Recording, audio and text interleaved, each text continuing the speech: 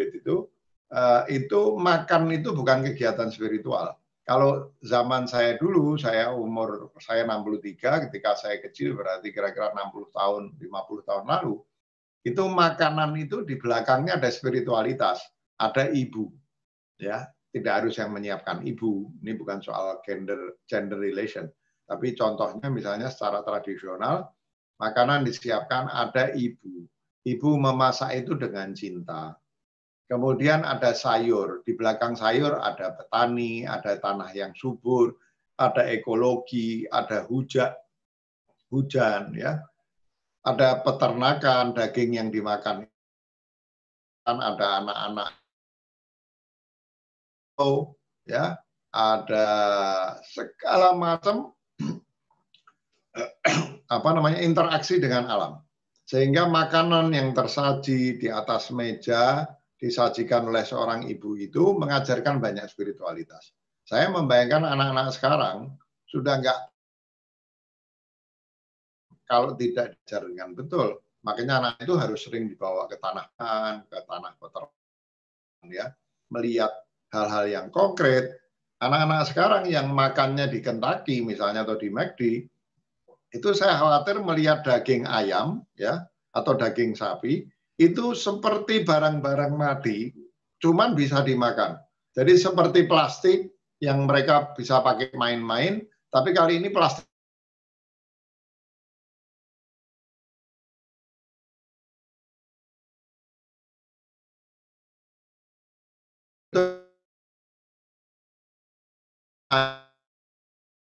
itu adalah benda-benda mati yang edible, yang boleh makan. Jadi kehilangan kanan itu kehilangan spiritualitas misalnya, ya.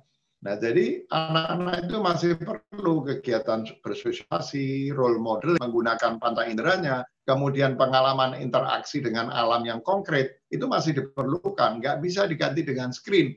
Screen itu seperti saya tulis di tulisan saya di mungkin yang sekolah anti gadget itu, saya katakan itu simulakra. Simulakra itu tiruan dari kenyataan yang bisa terlalu baik atau terlalu jelek. Dua-duanya nggak bagus. Artinya menggantikan, saya nggak mengatakan bahwa video tentang alam seperti di National Geographic itu nggak punya manfaat. Manfaatnya besar. Tapi dia tidak bisa menggantikan alam yang sejati.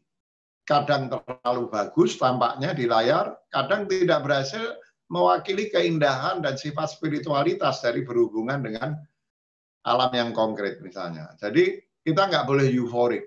Teknologi IT ini penting, pandemi ini akan mengubah cara orang menggunakan IT di dalam pendidikan, tapi jangan euforik karena banyak jebakan di dalam penggunaan teknologi IT dan banyak unsur pendidikan, sebagian yang paling penting yang akan hilang dengan dengan memindahkan pengalaman di dunia nyata kepada layar, ya. Itu sebabnya kita harus lihat umur juga, kita harus mengkombinasikan itu untuk TK dan SD itu.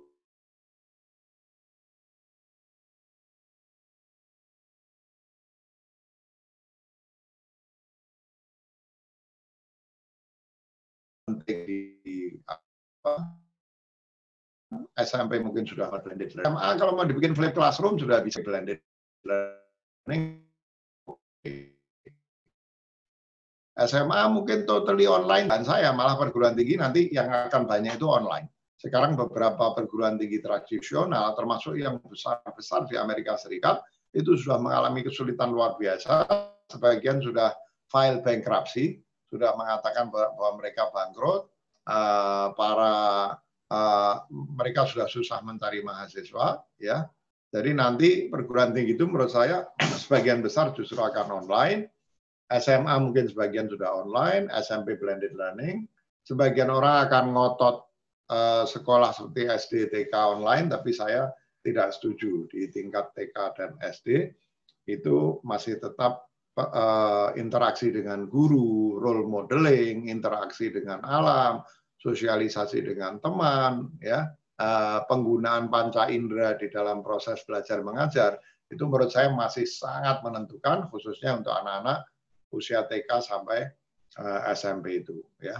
Nah, di buku saya banyak sekali saya menulis tentang hal-hal yang terkait dengan falsafah pendidikan, khususnya kritik-kritik saya, misalnya tujuan pendidikan itu jangan sampai tersesat menjadi mengejar sukses, tapi harus mengejar bahagia, karena sukses dan bahagia itu tidak sama. Sukses itu kata para ahli ada 3, ada yang disebut sebagai bitter success, kesuksesan yang menyebabkan orang yang sukses itu justru sengsara.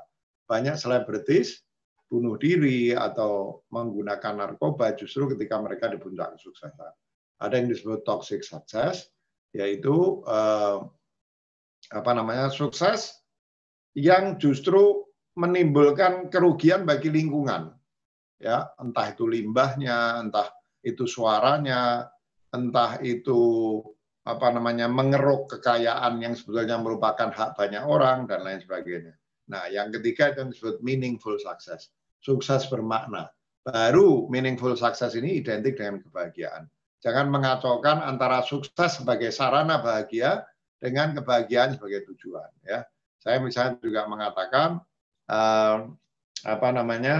jangan jadikan sekolah itu tempat berlomba-lomba sukses. Salah satu judul tulisan di buku saya itu adalah sekolah itu tempat gagal, bukan tempat sukses. Sekolah itu tempat gagal, bukan tempat sukses. Tempat sukses itu di mana? Di dunia kerja. Bahkan di dunia kerja, leader yang baik itu memberikan kesempatan pada karyawannya untuk gagal. Kalau karyawan disuruh sukses terus, nanti nggak kreatif, moral hazardnya besar, dia bisa memonopoli ide temannya, bisa menyingkirkan koleganya. Bahkan di dalam dunia kerja pun leader itu harus memberikan kesempatan gagal kepada anak buahnya. Apalagi di sekolah. Kalau anak-anak di sekolah suruh berhasil terus, kapan gagalnya? Kapan belajar gagal dan kemudian belajar dari kegagalan itu sehingga mereka bisa mendapatkan kesempatan untuk sukses yang sejati karena belajar gagal itu, ya. Macam-macam yang saya tulis di buku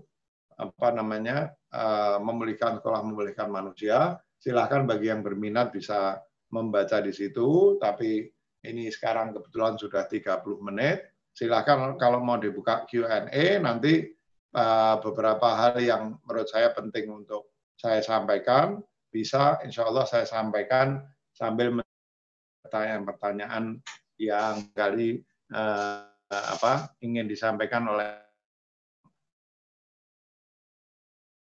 mendengarkan Zoom meeting ini, ya. Saya sambil ngecat, silahkan terus, Mbak Dita. Ya, baik. Terima kasih Pak Haidar. Untuk teman-teman yang tadi sudah menyimak, boleh jika ada pertanyaan bisa melalui kolom chat. Nanti kita bisa langsung tanyakan ke Pak Haidar. Dan tadi juga kita bisa tahu ya, gitu memang kondisi yang seperti sekarang ini ternyata memang banyak yang harus kita pikirkan gitu ke depannya. Kalau saya lihat juga untuk beberapa hal yang sekolah digital itu bisa dibilang sebuah privilege yang cukup bagus itu untuk yang orang yang tinggal di perkotaan yang dimana untuk koneksi ke internet misalnya itu kan akan lebih mudah gitu. Nah ini tentu kalau misalnya pernah waktu itu ada sebuah pernyataan yang dari Mendikbud sekarang itu Pak, kalau tidak salah Pak Nadiem itu bilang kaget ya waktu itu katanya.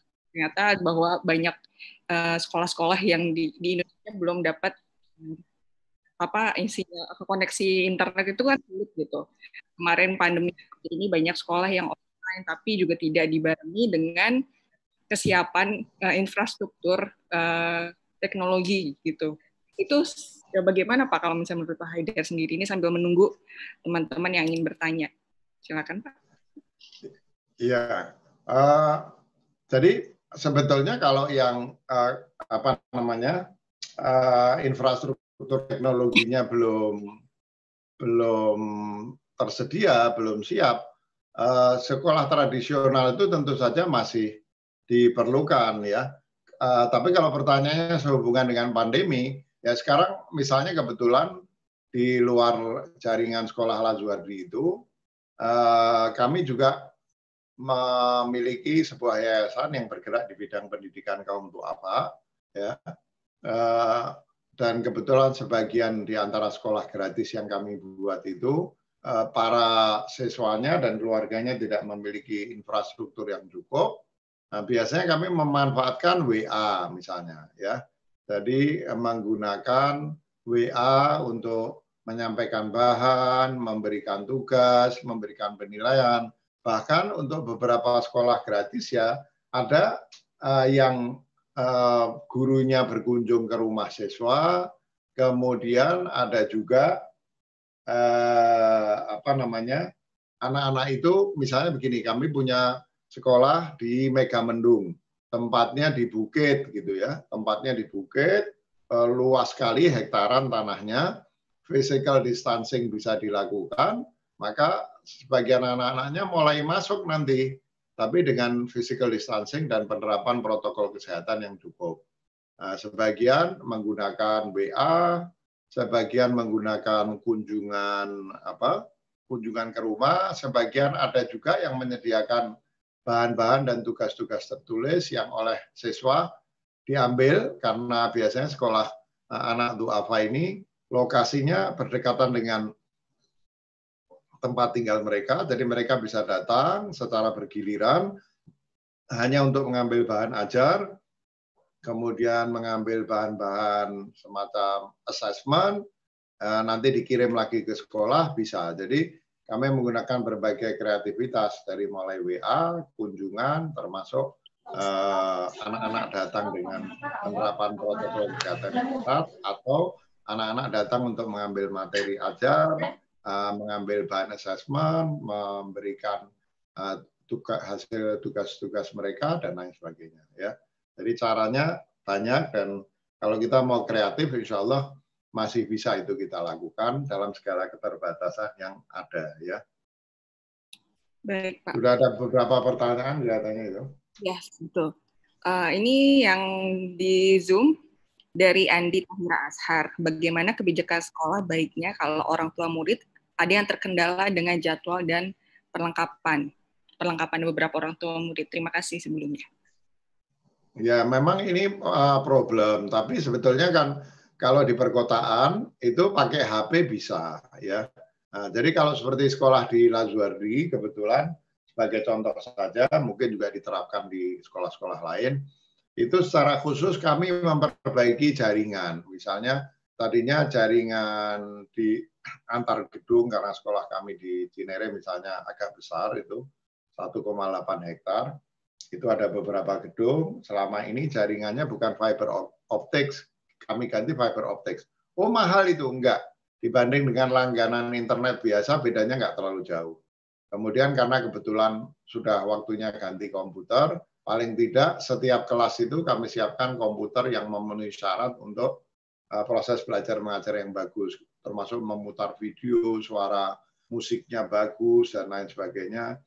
Siswa misalnya yang punya kemampuan, ya kami minta untuk sedapat mungkin memiliki komputer Intel Core 3 misalnya, ya. Tapi sekali lagi betul bahwa itu tidak merata gitu ya. Karena itu banyak yang kami coba lakukan, misalnya ya anak-anak bisa menggunakan HP, ya, bisa menggunakan HP, tentu HP punya atau komputer yang mereka punya, ya, bisa dibantu misalnya. Sekarang banyak speaker Bluetooth murah misalnya. Itu akan cukup membantu, di samping para guru juga menggunakan speaker yang bagus. Harganya tidak mahal sekarang kalau untuk sekolah menyediakan satu speaker Bluetooth yang bagus, itu harganya tidak mahal. Nanti di rumah juga bisa menggunakan headset. Headset itu membantu. Jadi pakai HP, tapi pakai headset. Ya. Sudah tentu dalam masa seperti sekarang ini, kita nggak bisa bebas constraints. Makanya kita harus kreatif supaya constraint itu bisa kita atasi. Kami sekarang misalnya masih memikirkan juga kemungkinan anak-anak bisa datang ke sekolah tapi bergiliran. Tentu tergantung persetujuan orang tua. Kemarin kami membagikan kuesioner kepada orang tua, apakah orang tua lebih suka anak-anaknya belajar di rumah 100% atau datang ke sekolah dengan tentu penerapan protokol kesehatan, anak-anak datangnya digilir supaya ada physical distancing, nggak ada olahraga yang saling bersentuhan, kegiatan belajar dilakukan sedapat mungkin di outdoor. Kalau di dalam kelas, kelasnya semua jendela harus dibuka, ya, sehingga udara itu bertukar dengan baik. Ya. Nah, sementara ini itu maksimum 60% orang tua 40% orang tua yang mau anaknya bersekolah. Di beberapa sekolah kami dari kuesioner itu hanya 30% orang tua yang mau anaknya bersekolah. Tapi kita bisa lihat sambil jalan, kalau misalnya memungkinkan tanpa menunggu 6 bulan, mungkin bisa ada modifikasi. Seperti tadi, anaknya mungkin datang bergiliran, atau bahkan mengambil bahan di rumah, menyerahkan ke sekolah. Kalau itu kan bisa dilakukan dengan sangat sehat, disediakan meja, disediakan sanitizer, anak-anak itu menyerahkan tugasnya di satu meja, di tempat di mana anak-anak tidak harus masuk ke sekolah, mungkin ditunggu oleh gurunya atau oleh security. Ya. Jadi insya Allah kalau kita mau kreatif, banyak jalan yang bisa kita lakukan untuk tetap mengoptimalkan proses belajar mengajar di sekolah, ya. Dan mudah-mudahan ini bisa berlalu dengan cepat, sehingga paling lambat setelah 6 bulan anak-anak sudah bisa kembali hadir ke sekolah. Ya, saya kira itu ya. Kalau yang orang tua kebetulan punya pendapatan tetap, mungkin ya terpaksa mengetatkan ikat pinggang dan mengupayakan supaya peralatan komunikasinya atau peralatan IT-nya diperbaiki demi kepentingan anak-anak bersekolah. Toh setahu saya ya, termasuk seperti yang terjadi di sekolah kami, itu bukan hanya biaya belajar tidak dinaikkan, tapi ada diskon-diskon khusus sehingga pembayaran SPP menjadi turun. Terus uang kegiatan tahunan nol. Nah, barangkali kalau memang ada pendapatan tetap, penghematan dari pembayaran uang SPP, nolnya uang kegiatan tahunan bisa dipakai untuk mengupgrade alat-alat informasi atau teknologi informasi yang dimiliki oleh siswa.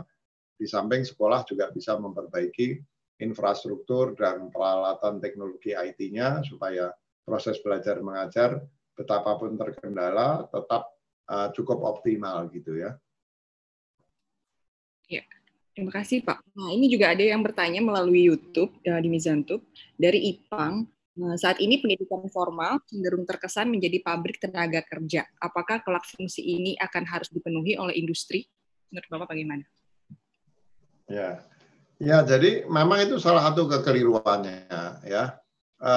Bahwa anak-anak kita itu harus bekerja, mencari nafkah, kreatif, produktif, punya sarana mengekspresikan diri, itu betul ya.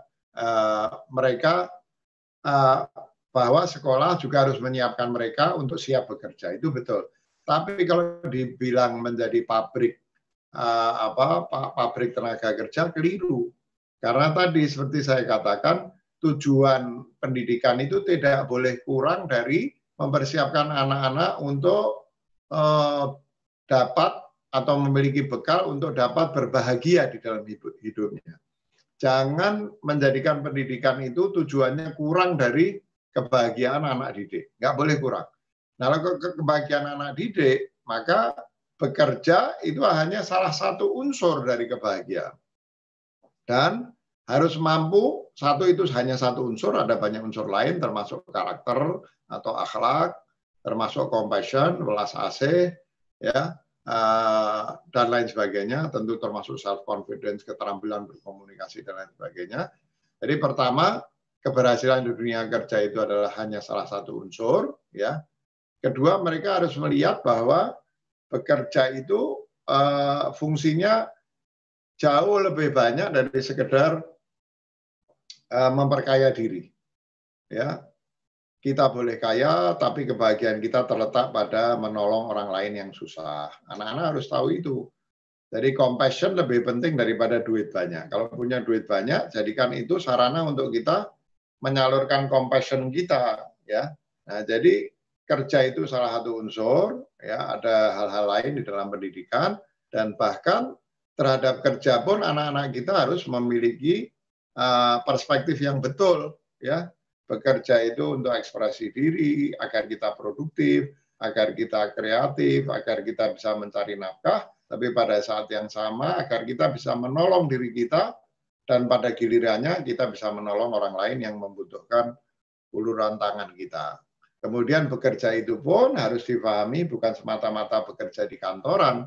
Saya sama sekali tidak mengatakan bahwa bekerja di kantoran itu buruk. Karena kalau orang nggak mau kerja di kantor, kantor-kantor tutup. Ya, bekerja di kantor pun bagus ya, tapi juga harus diingatkan anak-anak perlu kreatif sehingga juga selain sebagian itu mengisi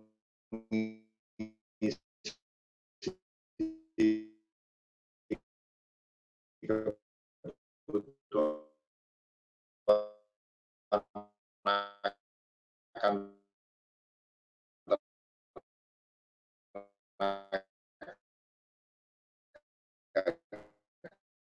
kerja, sebagian yang lain juga silakan. Halo, apa putus kita mungkin? Iya tadi Pak sempat putus, tapi udah nyambung lagi kok ini. Iya. Iya. Terima kasih Pak. Ini ada lagi dari Anissa Jayanti. Assalamualaikum Ustadz, saya Anissa ingin bertanya bagaimana menumbuhkan rasa tanggung jawab murid bahwa mereka harus belajar dengan giat dan cerdas di luar kelas. Terima kasih. Ya, jadi begini, menurut saya boleh kita menanamkan tanggung jawab, tapi yang namanya tanggung jawab itu kalau untuk anak-anak harus diungkapkan dengan cara berbeda.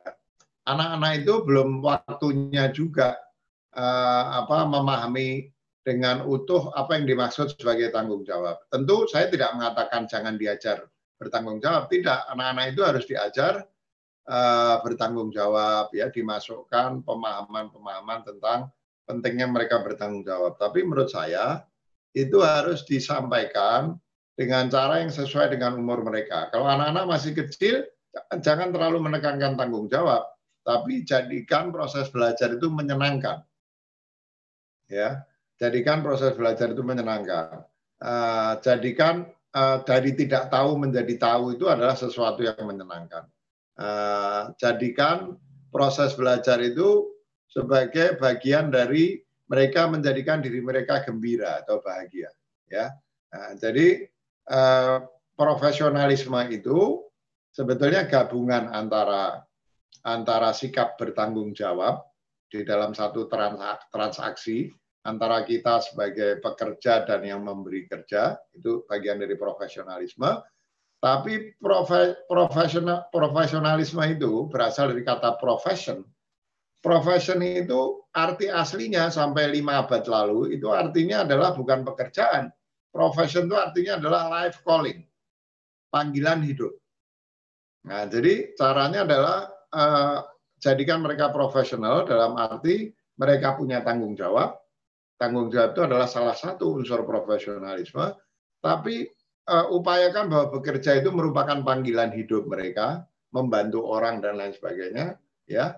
Jadikan bekerja itu passion mereka juga, kecintaan mereka. Mereka jatuh cinta kepada pekerjaannya, baik karena pekerjaan itu bagi dia menyenangkan, pekerjaan itu sebagai wujud ekspresi diri, pekerjaan itu juga sebagai wujud bekerja sama dengan orang, saling memberdayakan, dan pekerjaan itu sebagai sarana untuk mengungkapkan compassion kita kepada orang lain.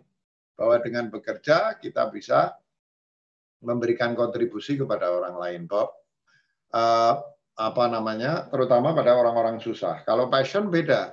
Passion itu adalah, misalnya saya sering katakan di perusahaan kami itu di Mizan, kepada editor itu jangan melihat pekerjaannya hanya duduk di meja dari jam 8 sampai jam 5 sore, membetulkan kata-kata yang keliru ejaannya dan lain sebagainya. Itu menjadi nggak menarik.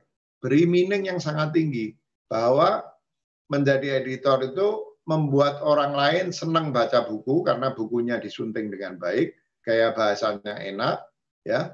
Jadi menjadi editor itu adalah pekerjaan untuk membuat orang senang membaca buku karena bukunya enak dibaca, dan dengan membaca buku orang kualitasnya meningkat, kebahagiaannya meningkat, sehingga dia bisa membantu orang lain. Jadi passion itu adalah cinta artinya. Ya, berikan cinta kepada pekerjaan kita, nanti kita akan menikmati pekerjaan itu. Jadi profession itu ada unsur tanggung jawab, ada unsur hobi, ya. Ada unsur meaning di dalam pekerjaan dan ada unsur compassion. Jadi hendaknya anak-anak itu diajar profesional dengan memasukkan 4 unsur itu. Jangan cuman kamu harus bertanggung jawab, kamu harus bertanggung jawab, tapi kombinasi 4 unsur itu akan menghasilkan kesetiaan dan penerimaan yang paling baik terhadap apa yang disebut sebagai pekerjaan itu. Itu kira-kira Dita.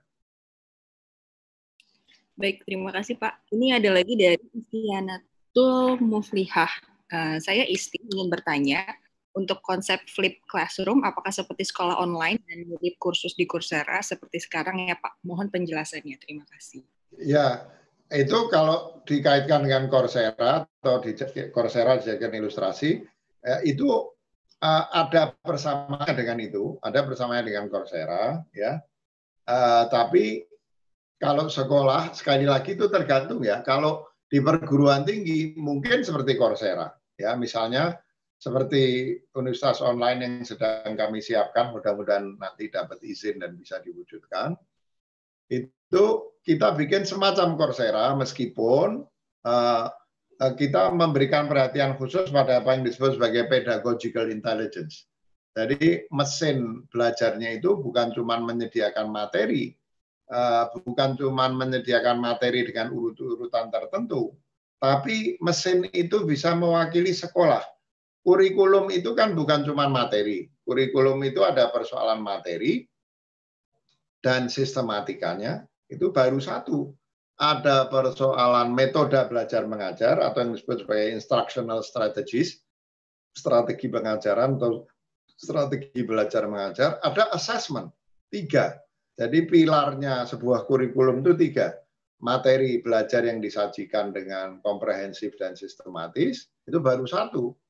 Nah, saya bukan orang yang terlalu akrab dengan Coursera, tapi apakah Coursera sudah memberikan perhatian pada yang disebut pedagogical intelligence itu, termasuk adalah persoalan mesin yang mampu menampung proses belajar mengajar yang kita anggap paling ideal, dan yang ketiga assessment. Ya, jadi 3 hal itu nggak boleh hilang di dalam satu proses belajar online. Ya, termasuk di flip classroom juga begitu. Meskipun flip classroom tadinya belum bicara soal online ya, tapi kalau kita mau betul-betul menjadikan learning secara online itu betul-betul bagus, ya kita harus punya mesin, aplikasi, ya seperti yang sekarang kami coba kembangkan, yang di samping punya materi yang kaya, disajikan dengan sistematis, tapi juga memiliki pedagogical intelligence yang menampung juga instructional strategies yang bagus, dan juga kemampuan untuk mengakses secara otomatis hasil belajar dari para partisipan di dalam sebuah online learning. Kira-kira gitu. Baik, ini ada mungkin pertanyaan terakhir ya karena waktunya sedikit, tapi ini sepertinya pertanyaannya lebih ke ini Pak. Salam, saya sedang dilema antara Lazuardi Cinere dan Millenia Waldorf. Bagaimana bimbingannya? Bagaimana cara bisa memutuskan? Anak saya berumur 6,5 tahun, IQ very superior. Terima kasih sebelumnya dari Dara Siahaan. Ya, jadi apa bedanya Lazuardi di Cinere dan Millenia World School misalnya? Sebetulnya seperti di Lazuardi, meskipun tidak melibatkan antroposofi seperti yang dikembangkan oleh Rudolf Steiner, kami juga memiliki filosofi sendiri, ya. Dan sebetulnya seperti Lazuardi ini belajar dari mengambil best practices dari mana-mana, termasuk dari antroposofinya Rudolf Steiner, dari multiple intelligence-nya Howard Gardner, dari berbagai dari berbagai best practices. Nah, kalau mau tahu bedanya yang kentara, saya sendiri tidak tahu. Jangan-jangan ini suatu saat akan diterapkan di Cinere. Itu kita menerapkan model, kalau di Millenia itu model Waldorf atau Steiner yang disebut Finnish Waldorf. Jadi sistem Waldorf yang diterapkan di Finlandia yang menggunakan model penjadwalan belajar sistem blok. Jadi satu hari belajar matematika diselesaikan dulu, besok ganti belajar yang lain. Kalau dalam yang tradisional kan satu hari itu bisa belajar macam hal. Tapi kalau di dalam milenia itu modelnya blok, ya itu satu. Kedua, di milenia itu totally in English. Jadi secara total itu berbahasa Inggris, siswanya juga lebih internasional, gitu ada anak-anak dari berbagai berbagai latar belakang suku, agama, nationalities, ya. Jadi ada macam-macam. Nah, di Lazuardi meskipun Lazuardi itu membuka diri untuk anak-anak non-Muslim, tapi umumnya anak Muslim. Kalau di milenia itu lebih beragam, ya. Di Lazuardi itu bilingual, Indonesia dan Inggris. Ya, ada pelajaran yang 100% Inggris, kami menerapkan juga sistem Cambridge untuk math, science sama social studies. Math, science sama English itu totally in English karena menggunakan sistem Cambridge, termasuk textbooknya. Kemudian ada pelajaran-pelajaran lain yang mix antara bahasa Indonesia dan bahasa Inggris. Ada pelajaran seperti bahasa Indonesia, olahraga, mungkin agama itu 100% bahasa Indonesia. Kalau di milenia totally in English. Ya, jadi ada sistem blok, ada background siswanya yang dari berbagai suku, bangsa, agama, ya. Kemudian apalagi tadi lupa saya sebut 3 di Lazuardi begitu. Tapi Lazuardi itu menerapkan project based learning, juga satu sistem yang sangat modern. Nah, jadi kalau saya ditanya jadi konsultan itu tadi saya jawabannya secara umum, semua bisa mengambil manfaat. Ya, saya kira dilihat dari segi geografi, ya, di samping perbedaan tadi, kalau misalnya ke Cinere terlalu jauh atau ke milenia terlalu jauh, saya kira faktor geografis ini juga penting dipertimbangkan supaya anak-anak tidak habis waktunya di kendaraan antar jemput misalnya, ya. Tapi insya Allah kalau sebagai penyelenggara dimanapun kami akan melakukan itu secara penuh tanggung jawab dan selalu kami belajar dari best practices. Saya nggak tahu jawaban ini membantu atau malah membuat bingung. Kebetulan katanya rumahnya persis di tengah antara Lazuardi dan milenia, Pak. Wah, ini memang susah. Saya kira datang saja, kemudian ngobrol, misalnya di milenia itu prinsipalnya namanya Ibu Mahruh, kebetulan expatriate, bisa berbicara dengan beliau. Kalau ke Lazuardi ketemu sama suaminya itu wakil direktur di Lazuardi Cinere, seorang pendidik yang sudah puluhan tahun berpengalaman di bidang pendidikan, namanya Said Haider. Coba diskusi, mereka saya kenal betul, adalah orang-orang yang akan menyampaikan informasi yang paling baik dan paling suitable untuk kebutuhan ibu tadi, ya. Nah, nanti dari situ diputuskan, tapi insya Allah kalau nanti sudah memutuskan, baik sekolah di milenia maupun di Lazuardi, mudah-mudahan bisa mendapatkan hasil maksimum. Terutama juga saya belum mengenal putra atau putri ibu, karena untuk memilih sekolah itu kita perlu melihat model sekolahnya, tapi juga perlu melihat suitability-nya dengan anak yang ingin memulai sekolah itu. Ya. Oke, baik. Ya. Nah, tadi kemarin katanya sudah ke milenia bertemu dengan Pak Arya, gitu. Jadi boleh nanti kalau... iya, Pak Arya itu kepala sekolahnya betul, kepala sekolah resmi karena ekspatriat belum berizinkan kepala sekolah. Kalau masih mau bicara lagi, mungkin bisa ketemu Ibu Mahruh namanya. Ibu Mahruh, coba silakan bicara kepada beliau. Di Lazuardi bisa bertemu dengan beberapa orang. Ada Ibu Iba, ada Ibu Sari, ya, bisa juga langsung ke Said Haidar, bikin appointment. Nanti Ibu bisa melihat kira-kira mana yang lebih sesuai untuk putra atau putri Ibu yang di Cinere atau di milenia itu, ya. Ya, kalau misalnya melihat dari sininya sih, Bu Dara ini ingin bertanya untuk IQ superior itu lebih baik ke Cambridge atau Waldorf untuk kurikulumnya sepertinya gitu. Lebih cocoknya yang mana? Kalau Cambridge itu hanya 3 mata pelajaran, ya.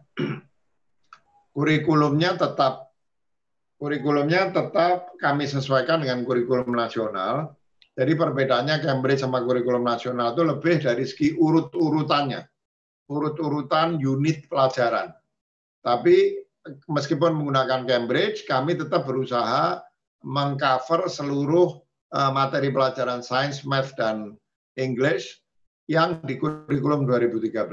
Urut-urutannya beda, ya. Urut-urutannya saja yang beda. Jadi biasanya kami mengombinasikan kurikulum 2013 untuk 3 mata pelajaran itu dengan kurikulum Cambridge dan kami cari kombinasi yang paling optimal gitu ya. Tapi kami usahakan bahwa meskipun pakai sistem Cambridge, dia tetap mengcover kurikulum 2013 ya. Jadi tergantung itu Bu, kalau butuh perspektif atau outlook, ibu perlu anak ibu punya outlook yang lebih multikultural, lebih global, kemudian dengan bahasa Inggris yang lebih baik. Meskipun di Lazuardi sekarang kalau ibu datang lihat anak-anak Lazuardi ya hampir semua mereka sudah sangat lancar berbicara bahasa Inggris juga. Tapi outlook-nya lebih multikultural. Di milenial itu ada anak India, ada saya nggak tahu anak mana saja, tapi sangat multikultural, sangat multi-religious, ya.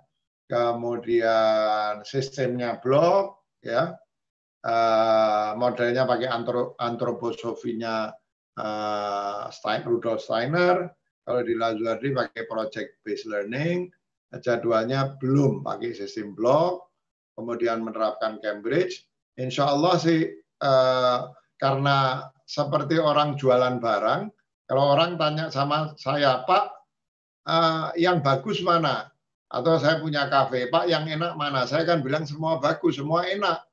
Bukan karena saya mau promosi, karena saya nggak jual makanan kecuali kalau enak. Saya nggak jual barang kecuali kalau barangnya kualitasnya bagus. Jadi saya sarankan ibu mungkin nggak usah bingung, dilihat mana yang lebih sesuai dengan kebutuhan ibu dan lebih suitable untuk putra atau putri ibu gitu. Bu Darasiaan ya namanya tadi. Ya, kalau baik. Misalnya nanti perlu tambahin informasi, silahkan nanti Mbak Dita dikasih nomor WA saya, nanti saya bantulah untuk tambahin informasi ya. Oke, baik. Terima kasih Pak Haidar. Terima kasih untuk ya, saya cuma mau nambahkan satu hal, Mbak Dita, bahwa di dalam buku saya itu, saya misalnya juga menulis sebuah buku, sebuah artikel. Kebetulan karena miskomunikasi, artikel itu dimuat di 2 media waktu itu, Kompas dan Tempo. Judulnya Musik dan Puisi Sains. Musik dan Puisi Sains. Saya di situ menunjukkan bahwa mendidik anak dengan memisah-misahkan antara sains dan seni, ya, memisahkan antara rasionalitas dan imajinasi itu keliru. Bahwa sains itu sangat tergantung pada seni dan imajinasi. Ya, di dalam salah satu judul yang ada di buku Memulihkan Sekolah, Memulihkan Manusia, saya tunjukkan bahwa semua inovasi saintifik besar yang mengubah kemanusiaan, yang mengubah kemanusiaan, itu tidak terlepas dari imajinasi dan seni.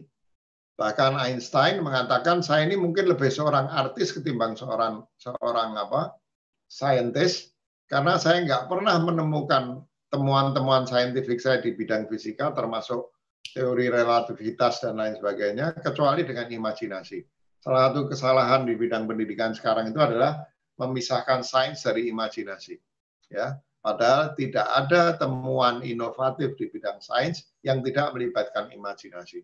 Maka kami berusaha di sekolah-sekolah kami, saya juga berusaha menyampaikan kepada pihak-pihak yang pemangku kepentingan di bidang pendidikan agar mengembalikan imajinasi ke dalam sistem persekolahan kita. Kalau kita menganggap imajinasi atau khayal ini tidak penting bahkan menyesatkan, kita sudah akan merampas salah satu kemampuan paling penting dari anak-anak kita. Ya, nah, itu salah satu di antara yang kami coba tekankan. Makanya project-based learning atau model Steiner system itu banyak sekali menginkorporasi atau memasukkan pelajaran-pelajaran yang memantik berkembangnya imajinasi anak di samping persoalan akademik, saintifik, dan lain sebagainya. Itu sekedar tambahan saja sebagai penutup. Itu Mbak Dita ya.